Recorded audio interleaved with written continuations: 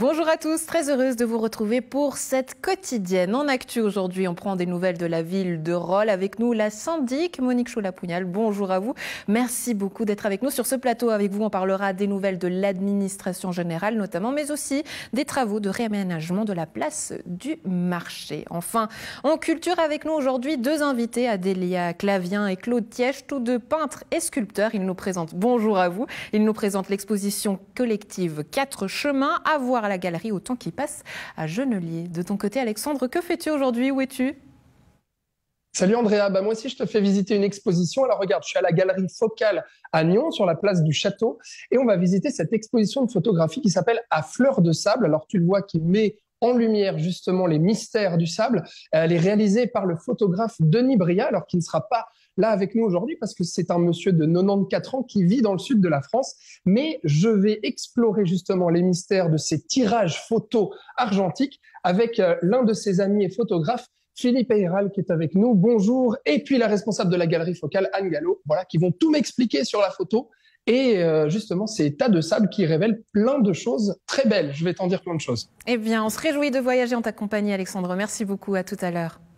Monique Choula-Pougnal, je vous en prie, venez me rejoindre sur ce plateau. Vous êtes la syndic de Rolle. On va parler avec vous des 3 postes supplémentaires, notamment qui viendront compléter l'administration communale. Le conseil communal a accordé un dépassement budgétaire de 339 000 francs. Une mesure mise en place notamment suite à la cyberattaque subie par la commune en 2021. Bonjour, bienvenue sur ce plateau. On est ravis de vous avoir. Alors on l'a dit, 3 postes supplémentaires. Ce n'est pas 3 postes en tant que tels, mais déjà j'aimerais comprendre quels sont les services qui sont concernés et que vous venez aujourd'hui compléter. Alors, tous les services sont concernés. Il y a un poste, un ETP pour la voirie, mais il y a aussi pour la police des constructions, il y a pour le RH, pour l'administration et pour le service des finances. Oui, ça peut paraître surprenant parce qu'on a parlé de ces mesures qui étaient prises notamment suite à la cyberattaque. On pourrait se poser la question, pourquoi est-ce que ce ne sont pas des postes qui sont aujourd'hui intégrés et affectés au service de l'informatique ? Parce qu'on n'a pas attendu d'avoir le rendu de cet audit. On a pris des mesures tout de suite après la cyberattaque. On a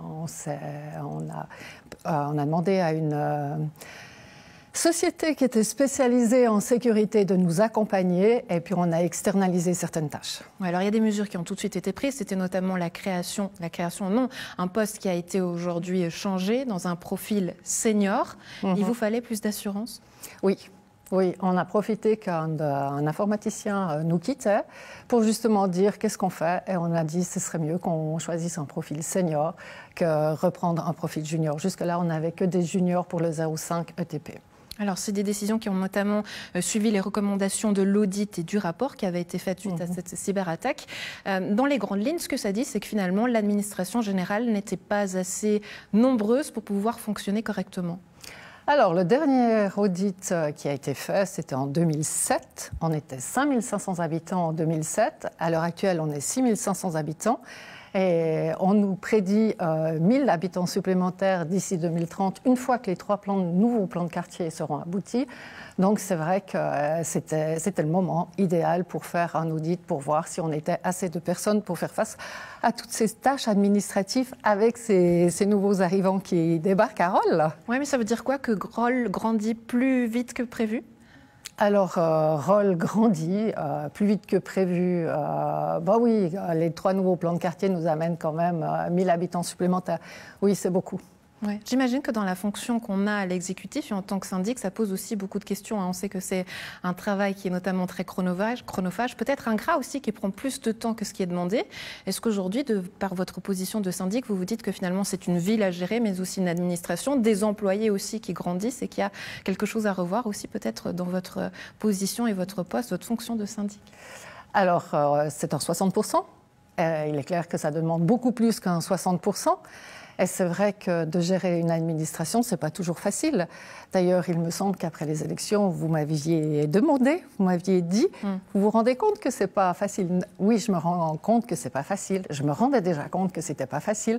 C'est vrai que gérer cette crise informatique n'a pas été une sinécure. Mais j'ai toujours autant de plaisir. Et je crois que j'aime bien la difficulté. Ouais. Parce qu'en fin de compte, on reconnaît un bon capitaine quand il y a une tempête. Si tout va bien, On n'a pas, franchement... Pas de challenge. On n'a pas de challenge. Ouais. C'est aussi beaucoup d'humain. Qu'est-ce qui a changé aujourd'hui dans votre quotidien en lien avec l'informatique? Peut-être des gestes au quotidien tout bêtes, que vous travaillez de manière différente, ça passe par quoi? Alors, on est beaucoup plus vigilant, bien sûr. Franchement, on a toujours peur de faire...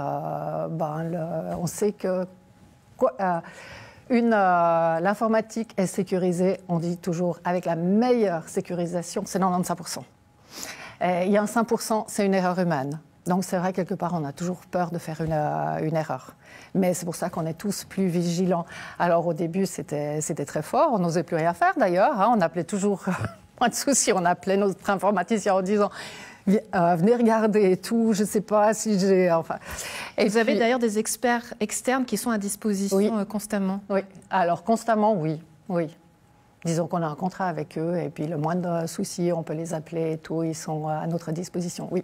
On parlait tout à l'heure de cette restructuration, en tout cas d'un complément dans l'administration générale, et le souhait du côté de l'exécutif également de rencontrer l'association du personnel pour revoir notamment le règlement, une révision qui fait suite aussi au changement de loi en 2022. Aujourd'hui, qu'est-ce que vous souhaitez? Je sais que ça fait partie du programme de législature de revoir ce règlement du personnel. Ça consiste en quoi? Actualiser ce règlement. Le règlement, je pense c'est déjà un bon règlement. Je pense que sur une 70aine d'articles, je pense qu'il y a une grande majorité qu'on ne changera pas. Enfin, même cosmétiquement, il ne faut pas changer ces articles dans notre règlement. Il faut l'actualiser. Comme vous disiez, il y a eu un changement de législation, ne serait-ce que pour le congé paternité, congé proche aidant, enfant malade. Et c'est des discussions qu'on a avec l'association du personnel de la commune de Rolle, la PCR. On sait que c'est des discussions qui ont notamment lieu à Nyon, un règlement qui est beaucoup plus ancien. À Rolle, il date seulement de 2010, donc il n'est pas si ancien que ça. Mais à Nyon, on souhaite rendre la ville plus attractive. On pourrait se dire qu'à Rolle, ce n'est pas le cas, puisque vous dites qu'il y a toujours plus de citoyens qui rejoignent Rolle. L'objectif, c'est quoi? C'est finalement d'être une ville plus moderne dans son administration générale. Vous citez par exemple ce congé paternité. C'est quoi les souhaits? Alors, je pense que de revoir ce règlement, c'est une obligation par rapport à la législation. Et c'est aussi pour notre personnel. Je pense qu'il faut être bienveillant avec son personnel. Moi, j'aurais envie qu'en fin de législature, tout le monde soit très content, notre personnel soit ravi de travailler pour la ville de Rolle, d'être fier de travailler pour la ville de Rolle. Ouais. Travailler pour la ville de Rolle et avec de très beaux objectifs aussi. On va parler à présent infrastructure et de la place du marché. Il y a un préavis qui sera prochainement voté. L'objectif de la municipalité, rendre cet espace aux piétons et en faire un lieu de rencontre convivial. On peut dire que Rolle s'apprête à vivre une petite révolution. Surtout au centre-ville. Ouais. Et je pense que c'est important pour les Rollois. Déjà, on avait relevé la fontaine. La fontaine, c'est quand même une identité, cette fontaine du centre-ville, une identité de notre commune. Et on a remis la fontaine et maintenant, il faut savoir qu'avant les transformations, il y avait un parking. On parlait de la place du marché, mais il y avait un parking. Et on va enlever toutes les voitures puisque maintenant, il y a un parking souterrain dans le bâtiment Ruello. À la COP. À la COP, oui. Et on va rendre ça aux citoyens, aux Rollois et aux Rolloises. Comme ça, ils pourront prendre possession de cet espace public. Ça fait un autre espace public. Oui, c'est-à-dire plus de mobilité douce, moins de voitures en centre-ville. Est-ce que Rolle, à l'avenir, sera une ville sans voiture? Alors, ça serait le rêve, mais il faudra avoir des parkings souterrains, ce qui n'est pas le cas à l'heure actuelle. Et je pense qu'on a envie d'avoir, et c'est aussi une belle vitrine pour nous, tous ces commerces, toute cette diversification de commerces. Et on a envie de garder ça. Et pour que les commerces marchent, pour qu'ils restent, il faut qu'il y ait des places de parc à proximité de ces commerces. Oui, vous avez parlé de l'identité de cette place du marché. À l'époque, il était notamment question de savoir quel nom on lui donnerait à cette place du marché. Il était évoqué de lui donner un nom de femme. Est-ce que ça a été décidé? Non, il n'y a encore rien qui a été décidé. C'est toujours à l'étude. Oui, toujours à l'étude. Donc, qu'est-ce qu'on peut en dire concernant le calendrier et un crédit qui sera voté auprès du Conseil? Quelles seront les grandes temporalités par rapport à ce grand projet? Alors, si le rapport, parce qu'on attend un rapport de nos commissions, si le rapport est déposé lors du prochain Conseil et que le crédit est validé, on pourrait espérer, je dis bien espérer, d'avoir cette place d'ici cet été. Très bien. Monique Choula-Pugnal, merci beaucoup d'avoir été avec nous. Excellente journée à vous. À très bientôt. Merci, vous aussi. Alexandre, on retourne à toi. Donc, en direct de la galerie Focale, on va s'amuser un petit peu avec le sable. Oui, effectivement, et regarde, avec une première photographie, alors ça a l'air d'être de l'art abstrait quand tu vois ça. Je ne sais pas si tu imagines ce que c'est, Andrea, mais je vais te le dire, c'est une fiente de mouette. Voilà, pour commencer, je trouve qu'on se met dans le bain. Toute la poésie est là. Philippe Héral, bonjour. Merci beaucoup d'être là et donc de me faire visiter cette exposition. Alors, de votre ami photographe Denis Bria. Alors, vous êtes vous-même photographe et membre de cette galerie Focale. Alors, expliquez-moi un petit peu le travail de Denis Bria. Qu'est-ce qu'il a de spécial dans cette exposition à Fleur de Sable, notamment? Dans cette exposition particulièrement, déjà, c'est un travail qui a été assez peu exposé ailleurs que dans cette galerie. Et c'est un travail uniquement de photographie argentique, noir et blanc.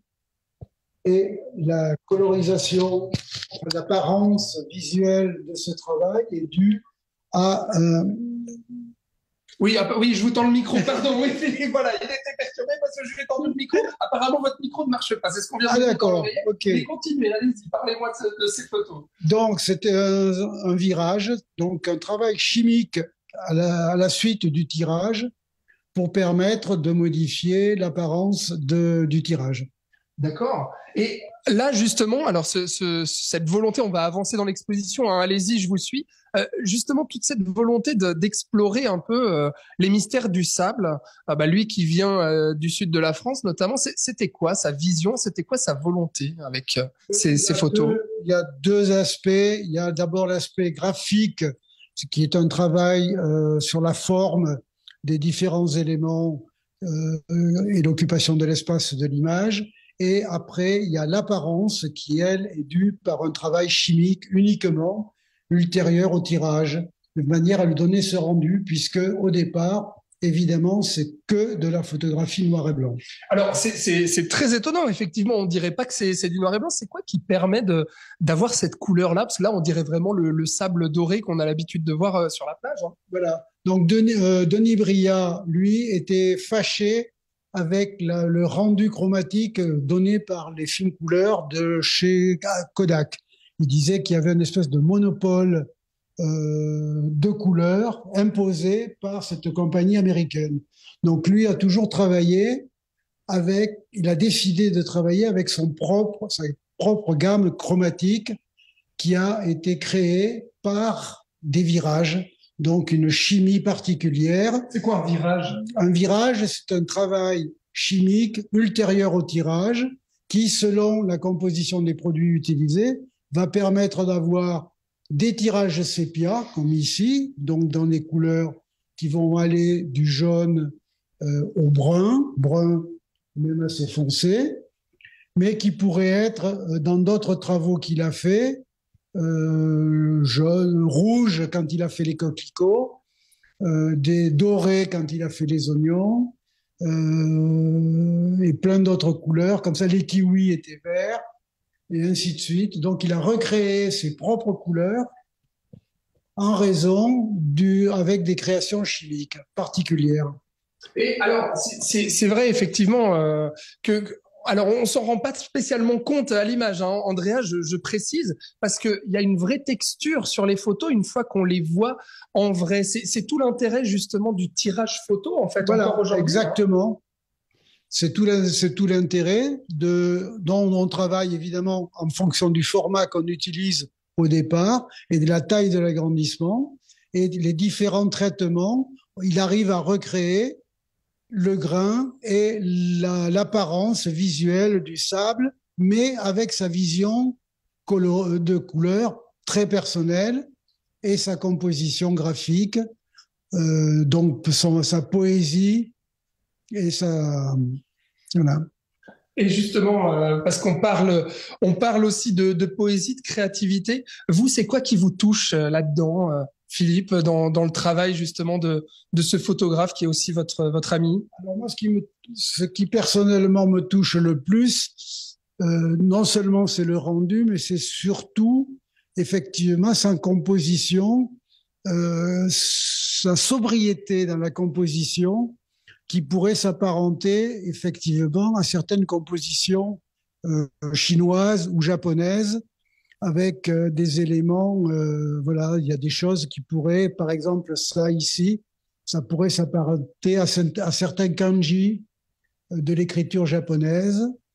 Et voilà, et ce sont évidemment que c'est ce regard sur de l'existant qui a été saisi, cadré, de manière à avoir une représentation esthétique, poétique.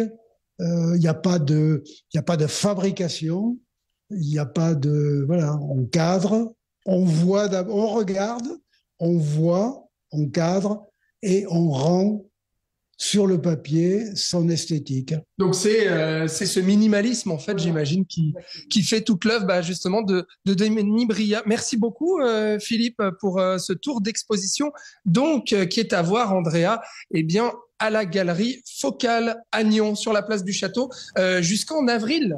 Voilà. Jusqu'au 16 avril, me précise Anne, effectivement, qui est la responsable de la galerie derrière moi. Voilà, tu sais tout sur le sable maintenant et l'argentique.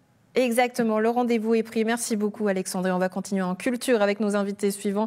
Adélia Clavien, Claude Tièche, je vous en prie, venez me rejoindre sur ce plateau. Vous êtes tous deux peintres et sculpteurs et vous nous présentez aujourd'hui une exposition collective intitulée 4 chemins à voir du 18 février au 18 mars à la galerie Au Temps qui passe à Genelier. Bonjour et bienvenue. Bonjour. J'imagine qu'il y a plein de choses qui ont fait résonance avec votre travail, notamment Adélia, cet aspect de texture. On va en parler tout à l'heure, n'est-ce pas? Oui, bien sûr. Oh, oui, ouais. Depuis longtemps. Est-ce que vous avez le temps justement de parfois aller voir le travail d'autres artistes dans d'autres galeries? Est-ce que vous le faites? Alors moi oui, en tout cas je prends le temps si je peux. J'ai malheureusement très peu de temps vu que je travaille encore à côté. Mais en principe je m'intéresse énormément et c'est pour ça d'ailleurs que je découvre des magnifiques artistes qu'après j'invite à mes expositions. Ou voilà, que je découvre tout simplement. Ouais, une exposition collective, ça s'appelle 4 chemins, je l'ai dit. Claude Tièche, pourquoi avoir accepté de faire partie de l'aventure? Parce que je crois qu'on ne refuse pas l'invitation d'une artiste. On aime bien qu'on ait des démarches complètement différentes. Voilà, j'ai accepté cette invitation par amitié, par... Voilà. Ouais. Est-ce qu'aujourd'hui, vous trouvez justement des résonances entre vos différentes œuvres avec celles qui sont exposées, notamment des autres artistes? Est-ce que vous arrivez à trouver des résonances où vous vous dites, ben, tiens, on a travaillé la même chose, la même matière? Est-ce que vous avez créé comme ça des fils rouges? Non. Des passerelles? Non, malheureusement pas. Malheureusement pas. Moi, il faut dire que je travaille très seul. Je suis un vieux loup solitaire. Je travaille très seul. Je vais assez peu voir les expositions.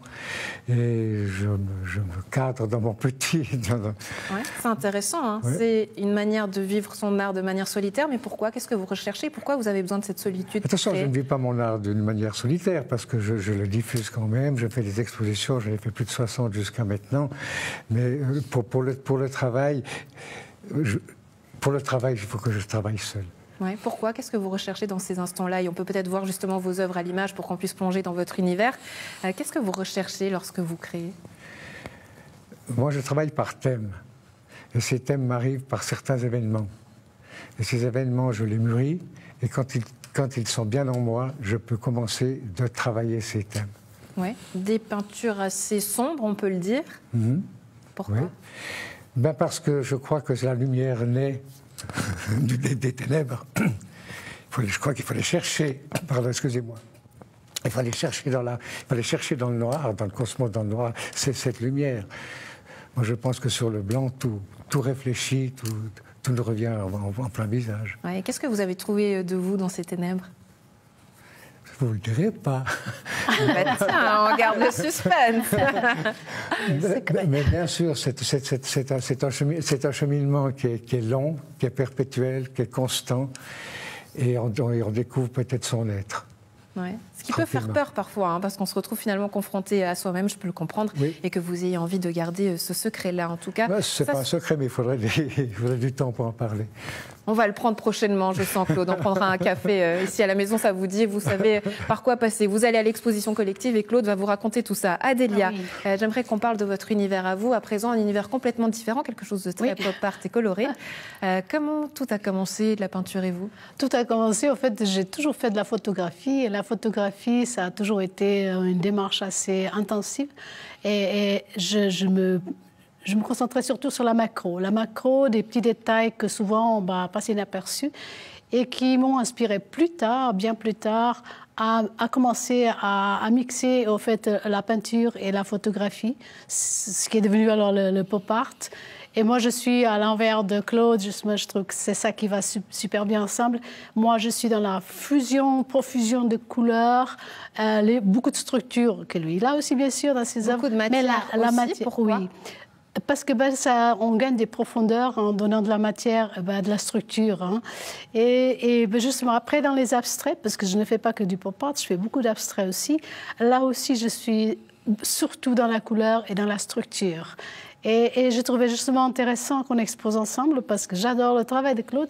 Et lui, il est vraiment dans les sombres, très sombres, où il y a aussi beaucoup de lumière, en effet. Et le contraste avec moi, c'est justement cette fusion de couleurs. Et pour ceux qui viendront voir l'exposition, on aura aussi justement les magnifiques œuvres de Thierry Pallas. C'est un sculpteur qui m'épate beaucoup. La qualité de son travail et le mix de l'acier et de la résine colorée, ça va justement bien aussi avec mon travail parce que dans le pop art, j'utilise beaucoup la résine.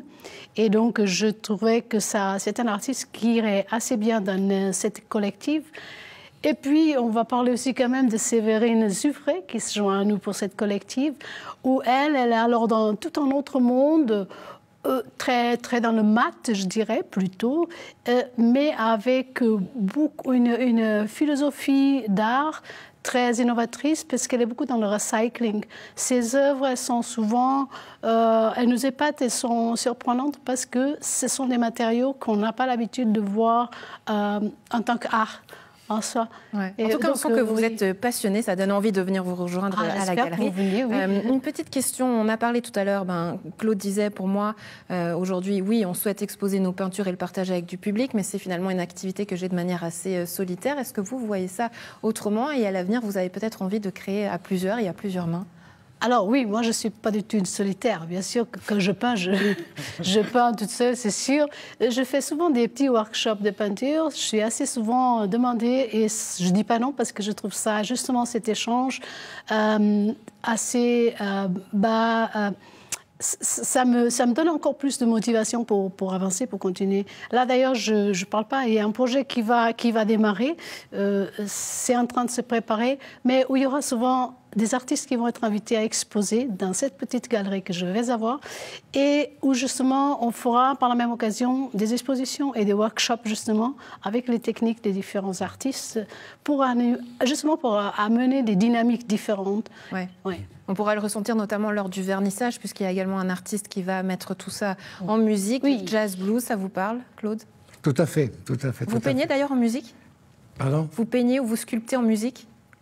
C'est pas une nécessité. Hein? C'est pas une nécessité. Mais elle parlait de performances. J'ai fait plusieurs performances, dont avec un artiste d'ici, avec Fraissinet. J'ai fait 3 performances avec Fraissinet et ça, j'ai beaucoup aimé faire. C'était très intéressant. Le rendez-vous est donc pris. Le vernissage aura lieu le 18 février à 16h.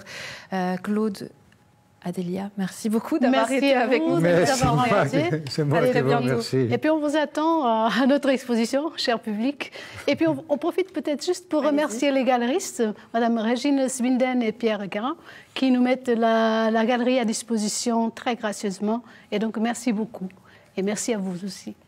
Voilà, le rendez-vous est pris à la maison. Dis donc, j'ai du mal aujourd'hui de quoi faire son choix en termes de culture. J'espère que vous y trouverez du plaisir. Bonne suite de programme. À demain.